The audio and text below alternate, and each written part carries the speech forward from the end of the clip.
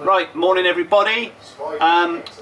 We wanted to do a comparison on some poles that are recently out or just about to be launched that we've had quite a few questions on. There's been quite a lot of social media comment on some of the new poles which are yet to be launched. So we're lucky to have a MAP G30 in the shop which isn't yet out to buy.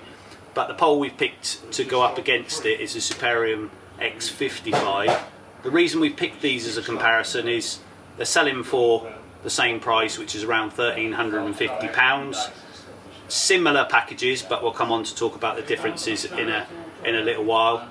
But also, really importantly, the carbon that's used in these throughout the pole is similar, with the G30 having an added component in graphene, which is an interesting concept because it's the first manufacturer to use that in their poles.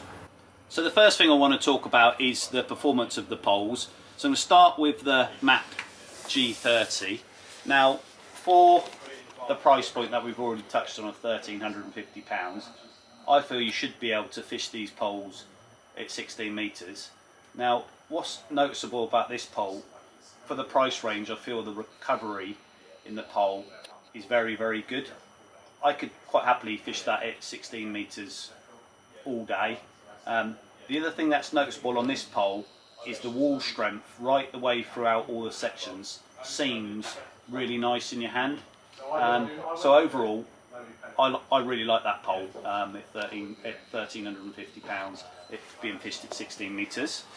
So the Superium X55.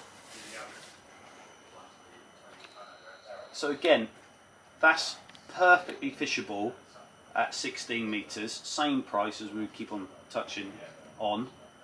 I would say that ever so slightly, the recovery isn't quite as quick in that pole versus the MAP pole.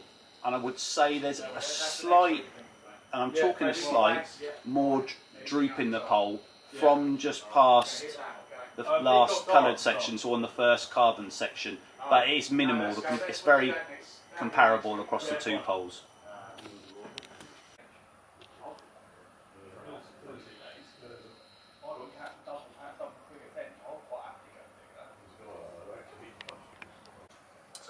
So just want to go through the quick differences in the packages.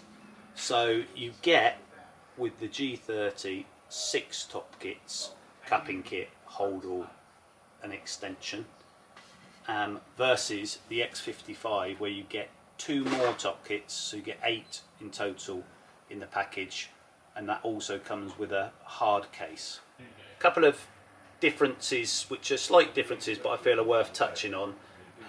With the G30, what I really like is these like raised tactile bits in these sections at the back, because I feel when it's going through your hands you can tell when you're getting towards the end of the section as opposed to having to look. Both sets of top kits with both poles do come depth marked, but they're done slightly differently. So the Superium one is effectively black grooves in the top kit, whereas the G30 one is marked on the top kits. Now this is a real personal thing, but I prefer where I can't see the depth markers on the Superium as opposed to being able to see them on the G30 when you're looking down the pole. So that's purely a personal thing, but that is a difference worth mentioning. Then the other thing which is quite nice with the Superium pole, where we are using a lot more hard cases and things now, is it does come with proper EVA bungs for either end of the pole, so where it's in the hard case it won't move around, whereas the G30 doesn't come with that, comes with old style EVA bungs. Spare section costs. So the G30 is around £30 to £40 more expensive than the comparable sections for the X55. Top kit costs are roughly the same across both poles. Need to remember, just for the consideration when buying match kits for the X55, they haven't got a roller puller fitted, whereas the G30 has. So some examples of sections, top kit prices. So number 3 for the G30 is about £115 retail, and number 3 for the X55 is around £80 retail.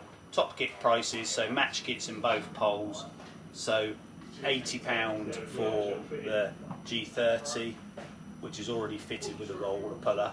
It's £65 for the X55, but you've got an £8 additional cost of £73 for a top kit with a roller puller fitted in a match kit.